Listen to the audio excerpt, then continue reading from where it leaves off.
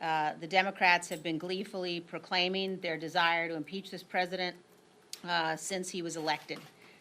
We've now just seen this afternoon video of Congressman Raskin at a rally before the president was even sworn into office, talking about how he plans to vote, or he may well be voting to impeach this president.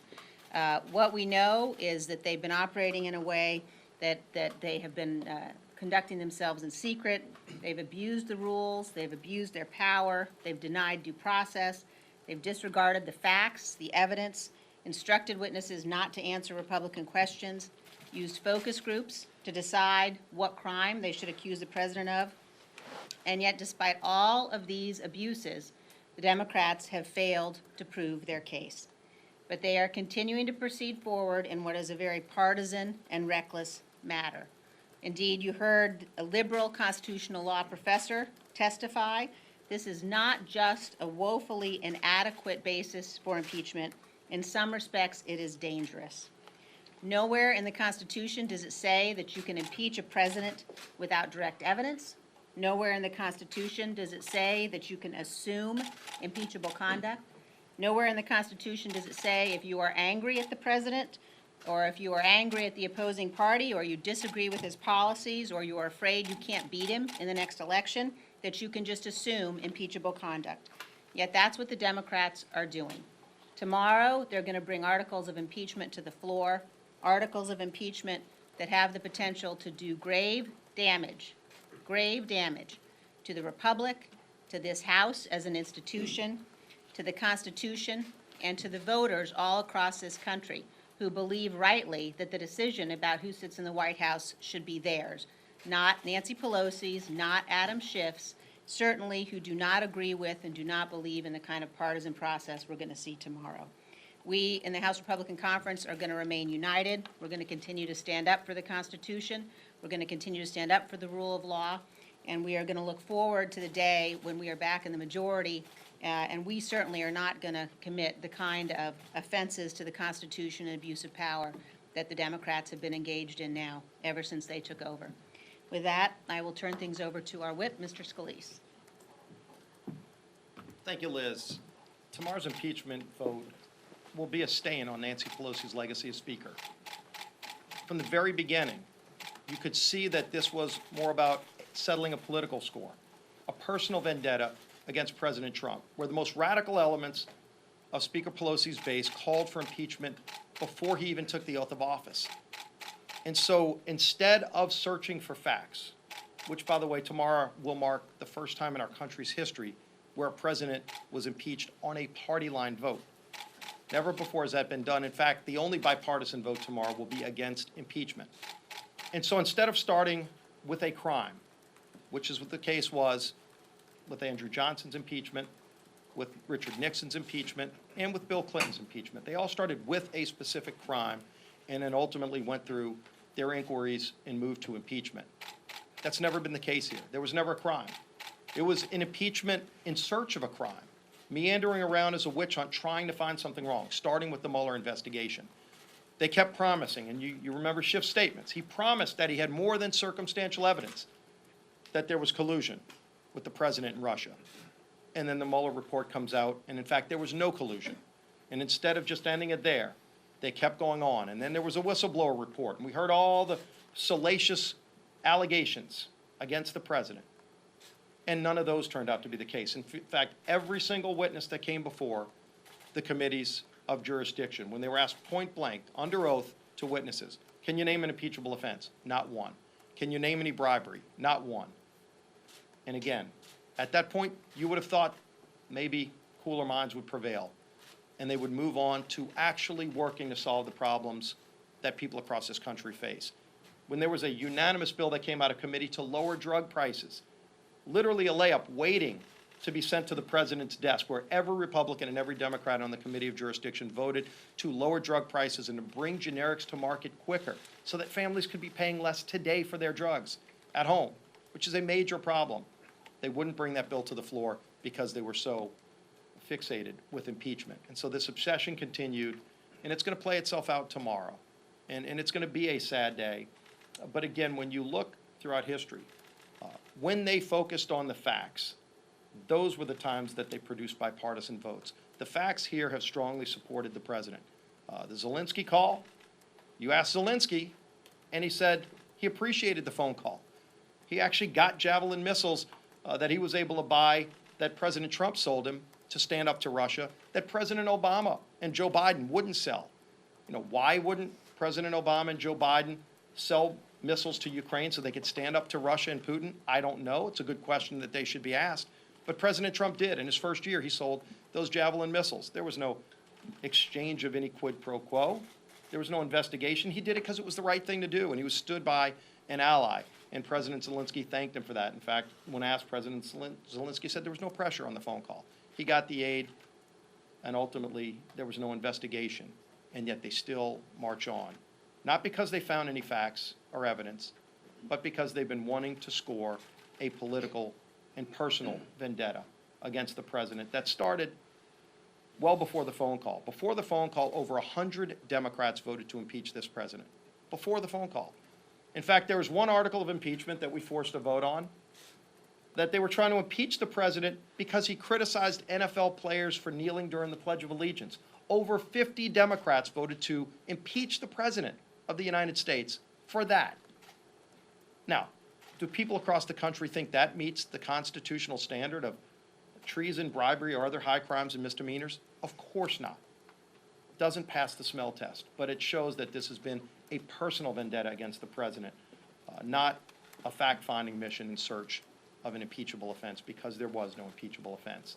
So we're going to continue doing our work. We're going to work hard to pass USMCA so we can have a better trade deal with our friends Canada and Mexico, and then work to get better deals with other countries around the world, and then focus our efforts on holding China accountable. And I'm glad that President Trump continues to work for the American people, the families that he fought for, the forgotten men and women of this country that had been left behind. President Trump is still fighting for them, even while Pelosi is wasting her majority on trying to score personal vendetta points. With that, now I yield to our Republican leader, Kevin McCarthy. Thank you, Steve. In less than 24 hours, House Democrats will officially push through the weakest, thinnest, and fastest impeachment in American history. Their entire majority, the legacy of the 116th Congress, will be defined by their hatred for President Trump and their deep-rooted desire to oust him from office. What we found with the Speaker just a week ago, she finally admitted she'd been trying to impeach him for nearly 3 years. We watched today with Congressman Raskin, who today presented the Democrats' case at the hearing. He is on records 2 days before the inaugural, and he said, "I want to say this about Donald Trump, who I may very well be voting to impeach over the next year or two." Or from the committee that impeachment moved through, Chairman Nadler. New York Times writes that Chairman Nadler campaigned to his Democrat colleagues to win the chairmanship based upon he would be the best to impeach. Or to the freshman Democrats who gave the Democrats their majority, Congresswoman Tlaib, who on the night of swearing in, a few hours after she raised her hand to uphold the Constitution, she said she was going to impeach the mother. This will be their legacy, but it will not be a legacy that we want to have repeated. Alexander Hamilton warned us of this day. Unfortunately, this day has come, where individuals purely for political reasons, with no facts, move forward with impeachment. Why we see this today, we also hear from a FISA judge questioning the FBI to prove what they have used the FISA courts for. And to think they turned the Intel Committee over to an impeachment committee. And you have Adam Schiff as the chairman who defended FISA and lied again to the American public. We know what this outcome will be. Speaker Pelosi promised they would be different. She said she'd have an agenda for the people that she put aside to show her real agenda for the last 3 years of impeaching the president. I truly believe, regardless, you're supposed to represent the people, not your hatred. We can do so much better. Questions? Yes, sir. How hard did you have to whip your members to be united in opposition? Not hard at all. Yes.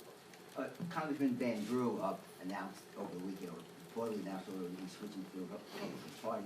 What's your reaction to his decision to switch sides, and have you talked to other Republicans in New Jersey to try to clearly get for him to run as a Republican in 2020? I think Congressman Van Drew will make a public announcement sometime soon, whatever he decides to do. But I don't blame Congressman Van Drew for being disappointed in the Democrats. American public is disappointed in the Democrats. They said they would be different.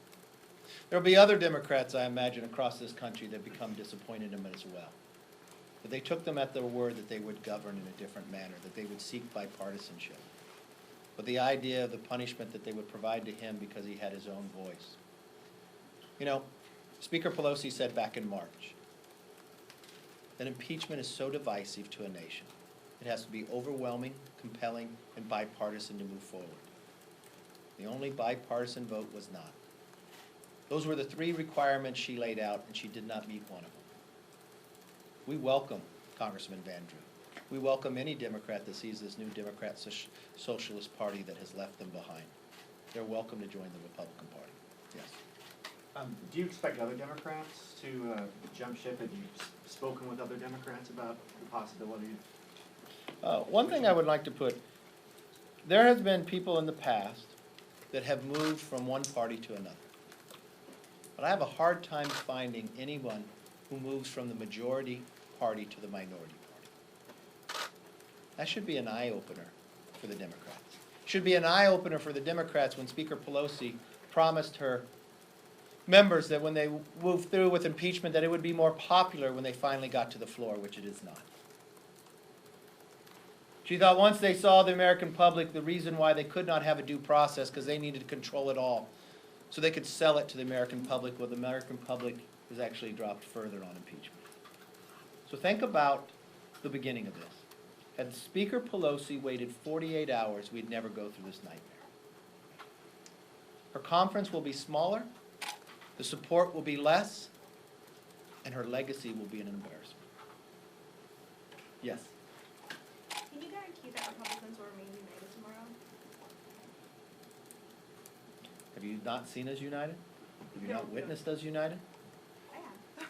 The reason why I know we'll stay united is because the facts are on our side.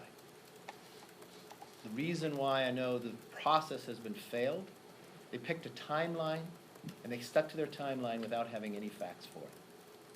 If you stick to Speaker Pelosi's requirements, she will have failed on all three. Any other questions? Yes, ma'am. Are the Republicans going to be as united when they vote on the implementing legislation for USMCA?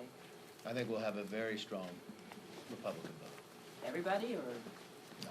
Well, you can talk to the whip about that. I think we'll have a very strong vote for that. Last question. Yes. I was gonna ask, Justin Amash left the Republican Party earlier this year. Mhm. Now we have Van Drew leaving the Democratic Party. Does that speak to the fact that there's not room for dissension really in either party? Are we just in an era where politics is so polarized that you can't buck your own party without having to leave it? I don't think Justin Amash rises to that. I think it's on a different level. Much more on a different level, yes. The Republican Party is a very open party. Ronald Reagan was a Democrat before he became president. Many times, if you look at the Democratic Party today, it's not the Democratic Party of old. Even the new freshman members don't call themselves Democrat, they call themselves Socialist Democrats.